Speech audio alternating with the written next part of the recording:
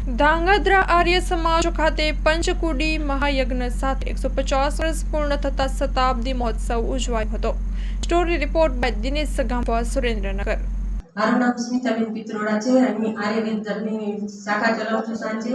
અને આજ અમારે આ મહર્ષિ દયાનંદનો જે સ્થાપના દિવસ છે, જે આર્ય સમાજની સ્થાપના કરી છે, એ દિવસ આજ અમે ઉજવી રહ્યા છીએ અહીંયા। અને અહીં જ્ઞાતિ જાતિ અને ભાતનો કોઈ ભેદભાવ નથી। અને અહીં પંચકુંડી યજ્ઞમાં અમે લોકોએ ભાગ લીધો છે। અમારું સરસ મજાનું મંડળ છે, એ લોકોને સૌથી સારી સેવા છે। ત્યારબાદ અમે ધ્વજનું આરોહણ કરેલું છે અને ખૂબ જ આનંદમય આજ અમે આજનો દિવસ ઉજવી રહ્યા છીએ। ઓમ નમસ્તે।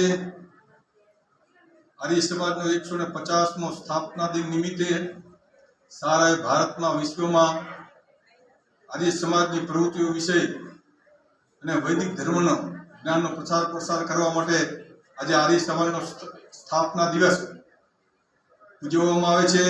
તેના ઉપલક્ષમાં ધાંગધ્રા આર્ય સમાજે પણ આજે 80 વર્ષ પૂરા કરી 81 વર્ષમાં પ્રવેશ કરેલ છે।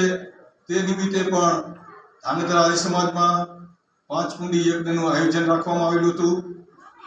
તેમાં મુખ્ય મહેમાન તરીકે ગામના તેમજ બહાર ગામથી અમદાવાદ, વડોદરા, સુરત, મોરબીથી મહેમાનો પધારેલા હતા।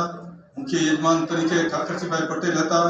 અન્ય યજમાનો પણ ભાગ લીધેલો છે।